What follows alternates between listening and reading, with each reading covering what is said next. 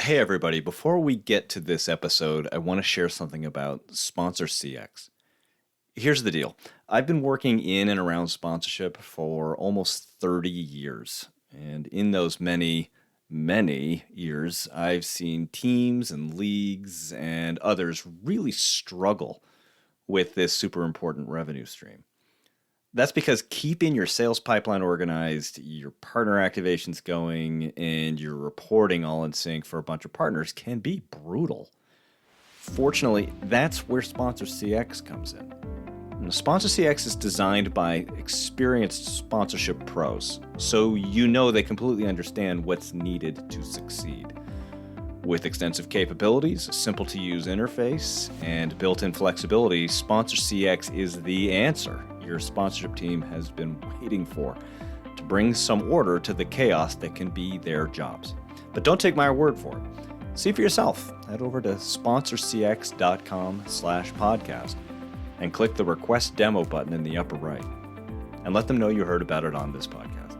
You'll see pretty quick how Sponsor CX will supercharge your sponsorship team.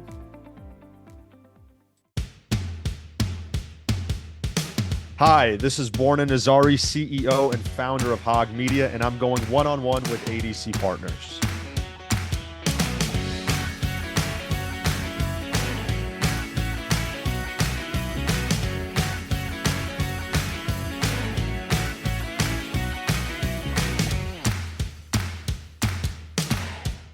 Hey, this is Dave Almy of ADC Partners, and thanks for checking out this latest episode of the Sports Business Conversations podcast. If you like what you hear, please go ahead and leave a review or a rating. Those are always appreciated. Now, I'm going to go out on a limb here and say that if you're listening to this podcast, you probably consider yourself to be something of a sports fan. But what degree of sports fan are you really? I mean, how badly do your favorite team's losses really sting? For example, does that one-run loss in the 27th game of the baseball season hurt so much that it forces you to go on a 2-hour walk to decompress? Probably not. But that's what fandom is like for this episode's guest, Borna Nazari, the president and founder of Hog Media. When his beloved Padres hurt, he hurt with them. The difference, though, is that Borna channeled that passion into a YouTube show focused on the Padres. And people started paying attention. A lot of attention. Sponsors followed. And pretty soon, Borna was quitting his day job to concentrate on building his channel and connecting with other sports content creators around the country. Which brings us to today. As founder and president of Hog Media, Borna now manages a network of close to 200 creators and is playing a key role in reshaping what media is for teams and leagues.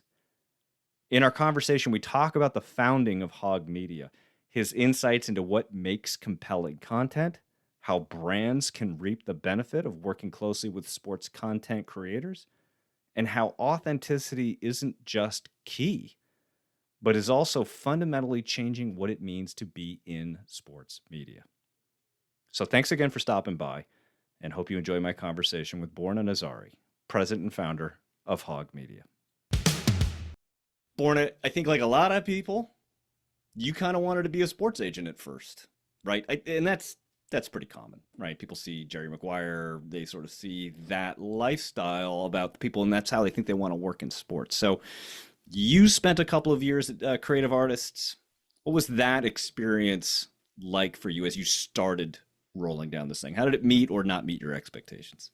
That's a loaded question. And We're going to dump right into it, man. Here we go. We're gonna dump right into it because honestly, Dave, it's you hit it right on the head. People watch Jerry Maguire, they see the guys on courtside with all the players, and you want to have that life, the watches, the cars, the enjoyment.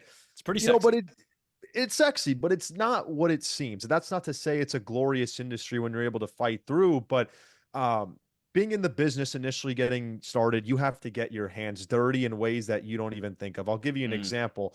When I was getting started at Creative Artists Agency back in 2021, if you remember, there was a car shortage, hybrid cars. Yeah. There was that supply chain shortage. And a big thing in the business, whatever agency you go to, even if these players make hundreds of millions of dollars, they all want loaner vehicles from a dealership in the city that they play in. And Yeah. my job was to go call all these dealerships and say, hey, I represent XYZ. Give them a car in exchange for some social media marketing. And none of these guys can even have one car on their lot because the supply chain shortage. So it's things like that where you're cold calling Glamorous, all day, man. every day. Yeah. 12, 14 hours a day for things that you don't even know if you're making a huge impact on. So those are the kind of things that you don't really see when you're heading into the business. I will say this, and you can ask it, as a follow up, but it is a lot of teaching points that helps me into kind of what I'm doing now and today. So it may suck in the moment, but being in that business really does lead to a lot of interesting aspects and assets that you develop as a person. I've said it before and I'll say it again, and you learn so much from those jobs that, frankly, in the moment aren't that much fun, Oh yeah. right? You learn you really, your eyes get open to the different parts of this industry that you didn't realize were sort of integral to it. Yeah. But, as part of that though, so you're chasing that dream, and it's maybe dream is a little overstating it, right? It's turning into a No, it's little bit of a not. nightmare. No, but Calling I car mean, dealers. it really is though, because I mean, it is a dream because you are rewarded with little things in the middle of this marathon that you're like, wow, this is pretty cool, going to an all-star weekend event and meeting some of the guys you used to watch playing growing up, and now you're helping his or her business, right? Yeah. So those are the little wins that you tell yourself that I got to keep going, That's what right? keeps you grinding, right? It's that Yep. little bit of that just that little tiny access to the Just the sexy. tease. Yeah, just the tease. But you all start running a YouTube channel focused on the San Diego Padres. So, Correct. I mean, what's the origin of that? Is that something you just said, screw it, I'm frustrated with what I'm hearing. I want to have this point of view. How did you start doing that, and what was the impetus for it? So I'll tell you this. I grew up as it's kind of tough telling people as a guy you're a sports fan because you say, oh, you're just another guy. Right. Yeah. But what I mean when I'm a sports fan, All right, let's get into it. unfortunately, it runs my life, Yeah, okay. emotionally. Back in high school, I actually started covering the Lakers on the internet. And my channel, was developing some sort of steam. But when I started working in the basketball business, that started to become a conflict of interest. Yeah. So I took down all that content. And, rewind slightly before I started at CAA, as you know, I'm from San Diego. I'm a diehard sports fan. And, the Padres were starting to get better, Yeah. and they had some brutal losses, and I didn't know what to do with myself. I'd go on walks. So this I would would really affect you. You would feel it like in your core, like they've done this to me again. Game 17 of a regular season game in April, they lose a heartbreaker. I'm going on a 2-hour walk. You won't believe it. So I said, I got to do something else that's going to help me about this. I started venting in front of a camera. I started venting, chatting about, the sorrows of the team, the positives of the team. And long story short, I started a live stream after a few times doing this, and I'd put a little index card on the top of my phone where it shows the viewership count. Because the days I'd start, there'd be 0 people watching, and I didn't want to be discouraged. So I put this index card, and a week later, the Padres had a huge comeback from behind victory on Sunday Night Baseball. They were down 7-1 to the Dodgers. They come back, win 8-7. I go live because I saw people type in the comments. So I removed the index card, and I saw there were 57 people watching, which was the beginning of the journey of the Hog Watch. So that's kind of when I started this as a therapeutic outlet. Yeah, Not it was not catharsis for you, wasn't it? It wasn't to start a business. Yeah. It wasn't to be my career. It was to help my health. I need some place to put this agony Yeah. and being on camera and just letting it go. I like, is it so? It was kind of like a shouting into the wind kind of It element was. at the beginning. Oh, it was. I wasn't professional. Hey, this is Borna and Nazari. Welcome to the post game show. This was this You team. Are say, hey you man, this kidding me? podcast host is gonna where you're taking your job when you start adjusting your voice like that. I know, right? I know. Everyone, people still tell me, why aren't you going on ESPN and doing the whole play by play? I tell them I only got one life. I wish I could do it all. But yeah, it became as you said, a catharsis. It was an emotional outlet and escape for me, and it proved to really help me out, which was the Yeah, most important thing initially. but I think that's also probably critical, and we're gonna get into this to the success of it, right? There's this idea of we're gonna talk about the idea of authenticity Sure. later. But people felt that, right? I mean, and you feel like that's what drew them to you and what you were putting on air. You couldn't be more correct, because contrary to prior to the time when there was no one really doing this in the space, and the only kind of outlet that people were able to get from an analysis perspective on sports was from a media perspective. Yeah. Usually people who were employed by the organization, so that content had to be censored, there couldn't be too much emotion, they had to protect the players. Right. And sure, you still want to do that Has in to be a someone in little my ad9. positions. Yeah, and listen, if you're in someone in my positions, if you want to have those players on and stuff, you do have to protect, but you're independent. So fans are able to relate to your content a lot more than, let's say, a so media member of an employed affiliate of that organization. So you start the stream, you start going live, viewership numbers start to accelerate, and people are buying into the guy is basically online saying what's in my head, right? And Yes. again, good for him. But what was the point where you thought, this might be more than a hobby? This might be more than just helping my mental health. Yeah. Yeah. It's a great question. I will say this. I'm very thankful for what the Padres organization has given me, Okay. because if they weren't spending $200-300 million like they were for the majority of their franchise, listen, if the team was winning 60 games every year, I can be as entertaining and as amazing as I can, but I wouldn't say I would have accelerated my growth as fast as I can. So I would say the on-field product is still very important. Sure. Fernando Tatis, Manny Machado, polarizing names. But kind of the moment when I started to realize that this could be something bigger than that is when it goes back to my CAA time now, is Mm. when I was starting to get a really good hang of doing deals, partnerships for professional athletes. The question really started to come into the light bulb, said, why why aren't these brands activating on a community as niche and engaged as mine? And Hmm. when I started to kind of understand that connection and started to leverage those relationships, that's when the light bulb went off and said, oh, this is the digital media business is actually a business. Yeah, and that I think filters back to the first part of what we were talking about too. When you think about, God, calling car dealerships for athletes to get free cars, that's not really what you probably wanted to be doing. But that's the Great bridge point. that you built to be able to start saying, how do I monetize this thing? Here's the opportunity. You knew how to create deals. You knew how to make the calls, and you knew how to position this. And without CAA, I would not be able to know how to do that. Right. And that's why it's so vital. I'm so blessed and grateful for my experiences there, because they teach you. And when I say they teach you, sometimes there's actually not much taught, but you learn a lot because you're thrown into the fire without getting your hands held. Hey, Borna, here's 100 NBA stars. Go make them money. That was my job. I was able to sit on a few calls from my superiors, but besides that, it was, hey, if this brand hasn't been spoken to, go reach out to them, go call them, go. And it would be 200-300 calls a week, 200-300 emails a week. And you start understanding how to do it. You start understanding, instead of trying to sell, how can we help you, and how can we help you? And you start understanding the ways to do it. And then you can just start leveraging that into this space that I know a lot about, because I'm one myself. And so you've now had the experience. So when you're starting out, you start making deals with local businesses, right, to appear on the channel. And I think that's when you first started to realize the potential of this as a marketing tool, right? That Oh, yeah. Yeah, I mean that ROI and providing benefit for these brands that you were doing on this you said it, hyper local basis, hyper attuned audience were far better than some of the big Sure. athlete deals that you're doing. So, explain that a little bit. Why do you think that's the case, and why did businesses start to buy in?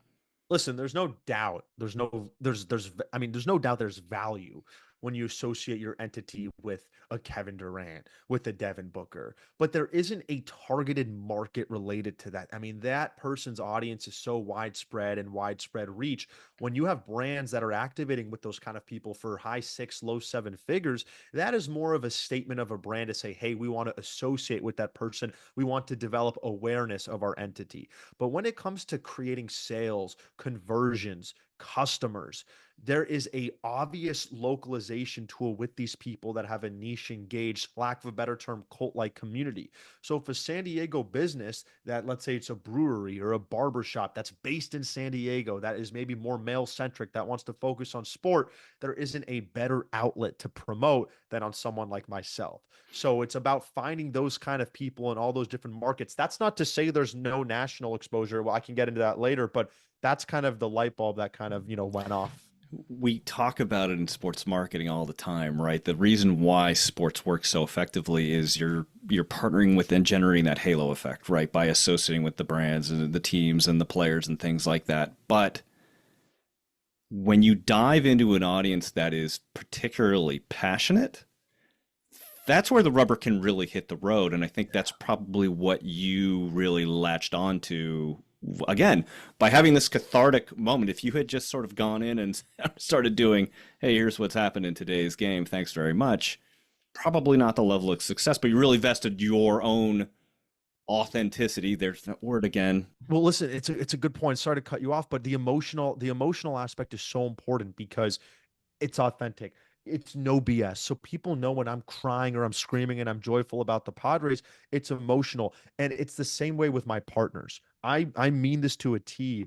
I don't promote partners that I don't consume or that I enjoy. And if that's the case and I'm advocating for something, my community trusts me. They listen to me and they will go ahead and go get those things that have impacted my life. I mean, I'll give you an example. I was visiting a buddy in New York back in the end of my college days. So I was still in the couch crashing phase when you go visit friends. And he didn't have blinds. My buddy said, "Hey, take this sleep Oh, mask." hey man, this is G-rated, man. So let's just make sure we keep it there. No, I promise. No, no, no, he didn't have blind. No, no, no, no, no, for the Yeah, yeah, sun, right? yeah, yeah. And he gave me a sleep mask, Okay. and he said, "Don't let the sun. This will be amazing. The sun won't wake you up, right?" And this sleep mask changed the way I could sleep in my life. I mean, Seriously? I use it every single night. It's on my bed right now. I cannot sleep without it. And I had to get in with this company. I mean, they changed my life. Uh, and I got in. After a few months, I got in. And now my whole community, thousands of people around the city have this sleep mask. I see people thank me. Now so many other YouTubers around the country, if you see them, it's because of that. So That's that's an hilarious. example. Yeah, isn't that crazy? Well, I mean, it's a case study, but again, it's like you said, I'm not if they feel that you're promoting something that you feel intrinsically about, and they know you're from the same community that they care about, Sure.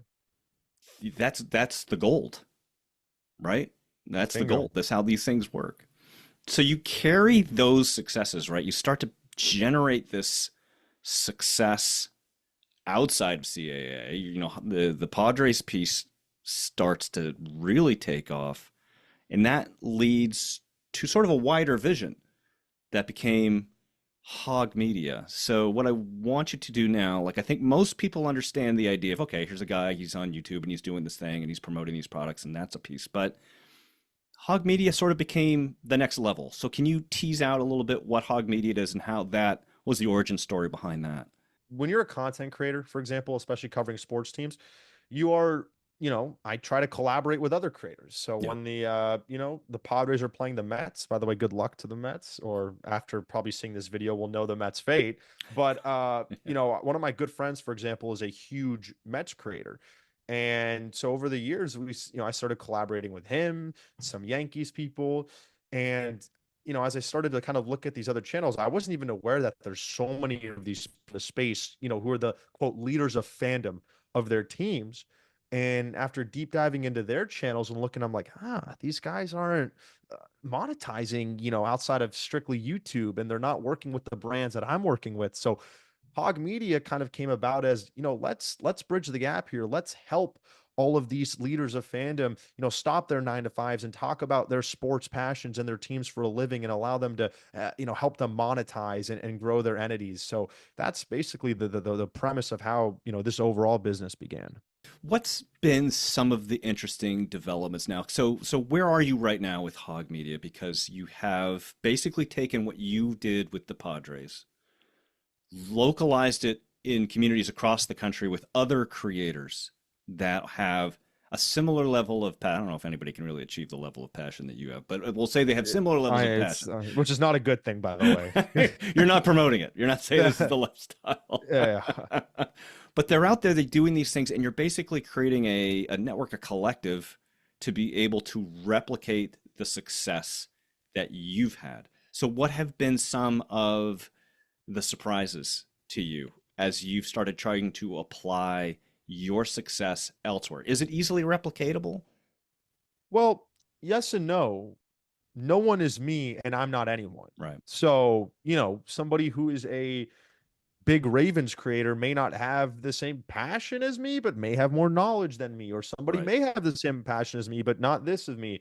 So but everyone has their own story, and I think they all have fan bases because they're all groups of people that want to hear that story. I mean, I'm not going to get into names, but we have a female who is just crushing it with the University of Florida Mhm. football right now, and the Right. whole Gainesville's watching her, and so on and so forth. So, a surprise that I had is, wow, they are literally everywhere and anywhere, which is a pleasant surprise. But I would say a challenge maybe understanding his or her community and the kind of partnerships that he or she likes to endure and encounter, and understanding that, hey, someone like myself may not know some local entities in those markets, but I can help them from a national perspective. And then kind of understanding what's that next step in allowing us to really have a linkage and a connection as a collective, as you said. So, still a long ways to go, but it's a very exciting and still a new landscape.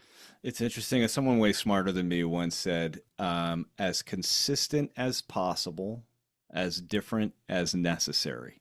And it sounds like Mhm. as you go find these other creators, one of the tricks with Hog Media is how do you apply your successes and how you've been able to do that while still maintaining the thing that makes them passionate about their sport or their team 100%. And and that. I'm literally writing down that quote as you said. Like, Yeah, it's a great one. I've right. used it all the time. Yeah, that's because as consistent as possible, as different as necessary, right? I mean, that one stuck with me right there. I had to write it down, and you bring up a good point. I mean, it is a ever so moving landscape. I would say this. There's been a lot of, I guess, critics of this landscape saying, Mm, what push comes to shove, at some point there can't be 10 to 15 to 20 creators of a specific team. I mean, take a look at me, for example. When I started covering the Padres on YouTube, there was nobody covering the team on the internet like myself. Now there are 8 different people who are covering the team on the internet. And the beauty of it is everyone is growing, including yeah, myself. right. My audience isn't diminishing. It's because everyone likes to consume the content. We have a lot of overlap, but people like to consume it in different angles. And that's a pretty huge fundamental discovery in the space that allows this thing to continue and coexist. Why do you think there's pushback when you say that people are like, there's only so much you can do with this online community kind of thing? Where do you think that stems from? Is that just people who are more It, comfortable with traditional media? Yes, it stems from the people who were a part of the local radio business. Yeah, It's all those people. It's those people that lost their business to this kind of stuff. But a lot of those people are now starting to transition on to the YouTube space. But I think there was this struggle with traditional local radio of selling advertisements and not being a really revenue generating business. What makes this a little bit more beautiful on YouTube and another forum are these entities work with a ton of national partners hmm in this space, whether it's in the sports gaming space, in the ticketing space, in the energy drink space. And these are things that all apply to these demographics, which I didn't think these people in local radio were able to ever crack into. So it's a different game, and that's kind of, I guess, why there is some pushback. Do you think there's so let's I want to circle back to the idea of this trust and authenticity and people feeling their own emotion in you. And it's clearly an important and differentiating piece to why the success has landed in your lap in this regard. Is there a I mean, I know that there's also starting to be a little pushback against the quote unquote influencers, and I'm not going to lump you into that group because you're clearly something all different. But about trying to appeal to what's a very sophisticated audience, right? The folks that you're creating content for are probably the most sophisticated consumers they've ever seen. So they can feel when they're being sold to, Hmm. right? How do you maintain that discipline between wanting and needing to generate the revenue to keep Hog growing, but maintaining that discipline so that your audience isn't like, ah, it's just a show? It's a great question. And I think it's all about having brands that tie into that person's life so they can organically integrate that into their content rather than it being a traditional advertisement. So if Mm-hmm. somebody is always going to a 49ers game, then let's just have he or she buy the tickets with that ticketing partner on the show and say, hey, I'm going to be sitting here. Come sit with me. Here's my code. Rather than saying, hey, if you want the best tickets, go to here and use my code. So it's all about finding the creatives. And that's why we have a head of creative at our company who literally is, tasked and designed to build organic integrations that are aesthetically pleasing. That is the key to all of this. And that's kind of what I learned. So, hey, if somebody likes to bet on the sports games, then do it on your stream. Talk about why you like this player to do well today or not, rather than saying, hey, go to here and use my code for here. So for me, I think the simple, and it's not simple, right? It's not. But I think the simple answer for right now is it's organically integrating the content rather than an advertisement. And that's why I don't like to use the word advertisement. I like to use the word partnership because that's what it boils down to. And although it may be the same in theory and contract and whatever, from an integration perspective, it couldn't be more different. And that's how you're able to continue and grow and build that trust with your community. Where do you think brands struggle the most in taking advantage, brands or businesses, in making the use of the relationships that you're offering? Like, what do you find yourself sharing with businesses again and again and again about how to take advantage of these Well, opportunities? I think brands, for the most part, because I don't want to speak for all brands, a Mm-hmm. lot of brands, and this is why this is a whole nother business in its own of people consulting for these brands, but a lot of brands, you know, they know they need to be in this space. They know they need to be in digital media. They know influencers huge, but that's all they really know. Mm-hmm. And it's not 10 years ago where you can just dump money in anything in the space and it's going to work out. It is becoming more competitive. There are competing brands who are in this space. So I think it's really helping brands understand, okay, what is your product? What is the message you're trying to send? What are you exactly trying to promote? And then being that matchmaker and helping them with the creative and the idea of it. But it's not like 2015 where, a energy drink brand can go spend money on a female fitness influencer or a guy sports creator and just get a 5x ROI because, oh, this is new and cool. So I think it's just all about you need to really understand the space. And what helps me, what gives me a competitive edge is I was on the business side over at CAA, but I'm also on the creator side, understanding how these consumers and these audiences react. So I'm able to kind of use both lenses and help brands navigate their, partnership activities. So, do you think part of it is there's still the people who are creating these partnerships or quote unquote buying the media, but it's obviously a little more sophisticated than that. Are they still thinking about it in terms of traditional media, No, or they're not? no, they No, know they understand the nuance. they do understand nuance. Now, there are still issues with, I'm not going to name brands, but in the space where Yeah. brands still think, and I get it, right? So it does come down to the bottom line a lot of the times, right? But sometimes brands don't give enough runway for these creators or these communities to really associate and educate their consumers on a brand. So a lot of brands will say, hey, okay, listen, we'll give you X dollars for one show, and we want Mm-hmm. to see a two times return on investment. And sometimes that's not a long enough leash, and Sure. that's an issue that I think Yeah. that is prevalent right now in the space where a brand just thinks they're going to be able to get appropriate feedback on one integration. I said, heck, Yeah. it took me a few months for me to help educate my audience on the sleep mask, and now you see the whole damn city wearing them. So it's like, Yeah. but sometimes, especially if they're spending across 1,000 different shows, they don't want to commit to 8 different shows on one channel. It's a risk to them. And I get that, but it's also so it's a gray line, right?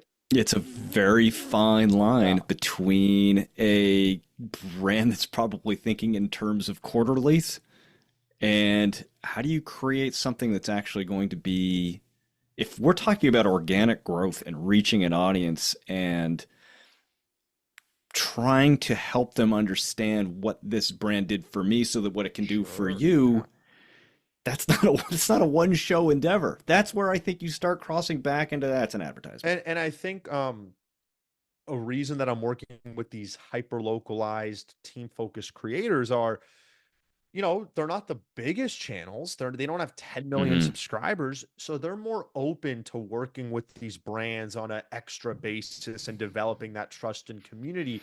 Whereas on the contrary, and I still work with some big shows, but some of these, I mean, some brands will give a show, let's say 40, $50,000 for one media buy spot, and that's it. And Yeah. it's usually, I'm not going to say all the time, but it may not go well, but that's it then. It's done, right? So it's kind of, at least with these ones, you can say, hey, they're going to pay you for 4 spots, but let's do 7 and let's just build and Yeah. let's show them and it's easier, Show them how it works and sort of right? have that goes back to that idea of partnership. Here's what I want to do to help you Bingo, achieve what you're trying to do. bingo.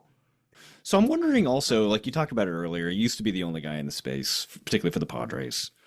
Now you've got a bunch of other folks, who are maybe see your success and try to replicate it on their own. That's great. Everybody's growing and, everybody's taking it, things like that. But is there pressure, given how dynamic, sports is right now, given how dynamic content is right now, new opportunities in media, is the pressure to innovate overwhelming? With the business, let's start with that. Of course, I need to innovate, and we're working on a few things. Hmm. But at the end of the day, a lot of these entities are my clients' entities, and they're innovating on themselves. And they understand this is a very news oriented business, this is a very day by day oriented business. So I would Hmm. say the landscape innovates on its own. For example, head coach of the Jets, Robert Saleh, fired a few weeks back. That right there is the Jets community innovating with that news and understanding what's next. And so I think the innovation of the digital media sports landscape is parallel to the news cycle and the changes of the landscape. From a partnership basis, that's more of a longer term innovation and really help educating brands. For myself, Yeah. I would be, if I wasn't doing Hog Media and I was just focusing on my YouTube channel, I would say I would be a little bit more focused on the innovation aspect of it. But it's kind of taken a little bit of a backseat. It's more of a enjoyment and a more of a thing that I do. And I'm happy to see other people grow and help them out in the space, right? But if in an alternate universe, if I wasn't doing Hog Media, 100% I'd be focused on innovating. Yeah. I'd be trying to have an analytics portion of my show. I'd be trying to get a little edge of what people aren't doing in the YouTube space. But Yeah. I'm one person. So It's only so many hours in the day, yeah, Albie. What the yeah. hell? I have friends asking me, they say, why aren't you doing this? It would be great if you did this. Yeah. So you want to do it for me? Yeah, exactly. What a great idea. Yeah. It What a turns out great, like do you're it. now in charge of Do it. I'll that. give you a piece. Do it. Never mind. So you're working with over 100 different Yeah. creators across the country. 150? 150, yeah, Over about 150? 150, getting close to 200. I don't know how I do it. Right. So, but I'm assuming like you're starting to get inbound stuff too, Sure. like people asking you, "Hey, how do I become part of Hog Yeah. Media?" So this is snowballing. It's becoming its own, for lack of a better term, broadcast network Yeah. associated with a lot of this type of stuff. So as you look in the next, this is the hardest part, right? This next 6 months, 12 months, 18 months, where does Hog Media head and what does that look like to you as you continue to find success in this? It's a great question, and the beauty of the question is I think there's a lot to unpack there, and that's what any Yeah. business owner wants. So I would say from a straight partnerships perspective, we're kind of at the point where outside excluding our very large clients that we negotiate individually on behalf of, our partnerships navigation focus has turned from, hey, let's go partner all these individual creators of the brands to, hey, let's go partner with brands to Hmm. activate across our entire network. The platform. Because all these people have the same DNA in different geographic markets. So I kind of transitioned to the point of going from individual to XYZ to brand X.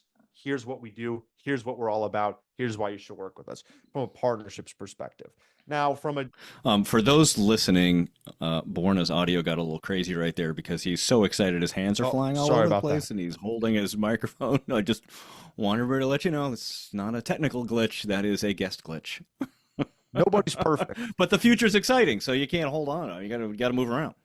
And then from a, other business basis, and we can talk about it a little bit, but regional sports. I mean, Yeah. what is the future of regional sports? I mean, that Oh boy, if you can answer that question, you'll have a lot of people knocking you'll on have a your lot door. of people knocking on the door, and it impacts me tremendously because another big reason why this YouTube channel started taking off is let's take a look at the San Diego Padres. They don't have a local TV network anymore. They used to be part of Bally Sports Networks.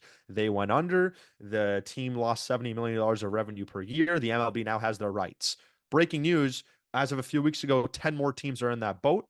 A team like the Texas Rangers are starting their own network versus other teams are going back to the MLB rights. Why? What's going on? I mean, I can go 2 hours talking about this stuff. I mean, this is what I study. But when you think about it on the basis, it's this. You go watch a TV. You go watch a local TV network that airs the Padres. There's 24 hours in a day, Dave. 3 hours, okay, you have the game. 30 minutes, you have the pregame show. 30 minutes after, you have the postgame show. What the heck are they airing for the other 20 It's hours? a lot of infrastructure to replay old games again and old highlights Take a look at the and NFL old Network. Tony Gwynn documentaries. Take a Yeah. look at the NFL Network. It's the same problem they're having. That's why Prime Video comes in. They're not a local RSN. They have digital streaming services. They don't need a 24-hour 7 RSN.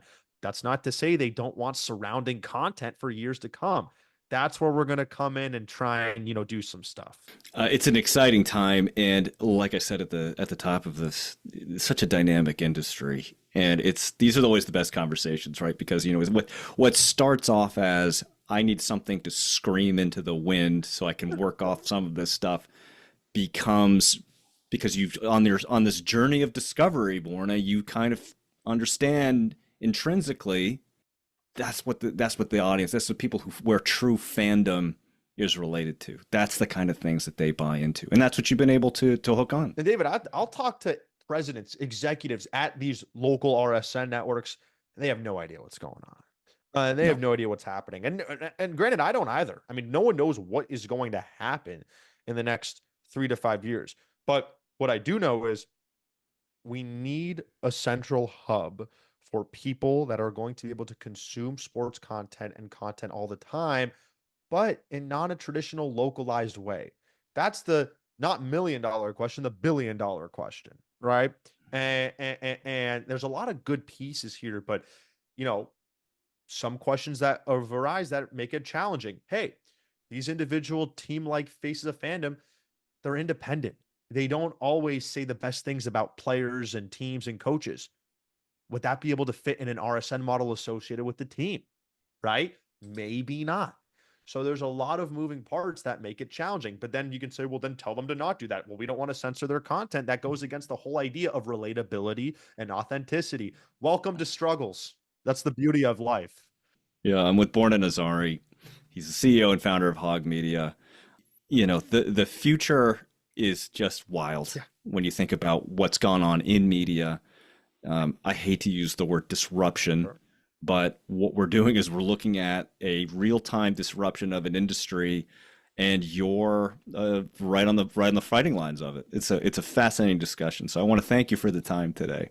But before I let you go, I have to put you into the lightning round. So these are a series of questions. You have not been prepped on the content associated with them. Just give me the first answer that you comes to mind. Are you ready? Born ready. Oh, okay, that's a big statement. All right, you are, I think, as we've established, clearly a huge Padres fan. Who is on your Padres Mount Rushmore? 4 names. Okay. Uh Tony Gwynn, Clearly, Trevor Hoffman. clearly. It's a tough lightning round question right out of the You know, gate. I as much as he struggles in the postseason, I have to say Manny Machado for what he's done Already on Mount Rushmore. and All with the right. Padres and Dave Winfield. Oh, okay. Yeah, good one at the end there. All right. You're San Diego native. What's the best place to get sushi in San Diego? Sushi Ota. Very, very Sushi Ota? Sushi Ota. Elite sushi in San Diego. Good luck getting a reservation, ladies and gentlemen, on Mission Bay Drive. You got to go a few weeks in advance, but you want some incredible, authentic sushi, Sushi Ota. All right, my stomach just grumbled.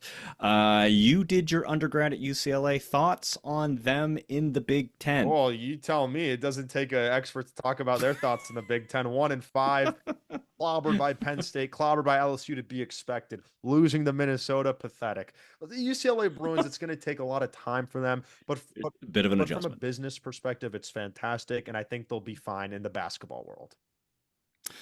You played volleyball for Francis Park High School Yes, sir. and won the Human Backboard Award as the team's best defensive player. How many of those returns ended up going off your noggin? Too many. Sometimes rumbling, bumbling, and stumbling. But I will say this: volleyball is another idea and showcase of community and how important that was for my human building experience. Amazing experience. Excellent. Last one. We're recording this just as the 2024 LCSs get started. Pain. I know. I hate to end this way, but all right, give me your predictions. Dodgers gonna win it all. Dodgers are gonna win. Win it all. Yeah. Dodgers are gonna take care of the Mets in 5. Yankees are gonna beat the Guardians in 7. Dodgers over the Yankees in 6. Dodgers Padres were the 2 best teams in baseball. Well, a Dodgers Yankees World Series is a nightmare for this Red Sox fan and this Padres fan, but I'm assuming Major League Baseball is thrilled to death about the whole thing. Oh, yeah. They'll be printing paper over at the Fox Corporation. Borna, man, appreciate the time. Thanks for your time, David. Thanks for listening to this episode of the One-on-One Sports Business Conversations podcast. If you enjoyed it, we always appreciate a subscribe, share, comment, or like. And don't forget, you can always find past episodes at abcpartners.com/podcast. This podcast is written, produced, edited, and hosted by Dave Almy. And theme music was composed by Scott Holmes.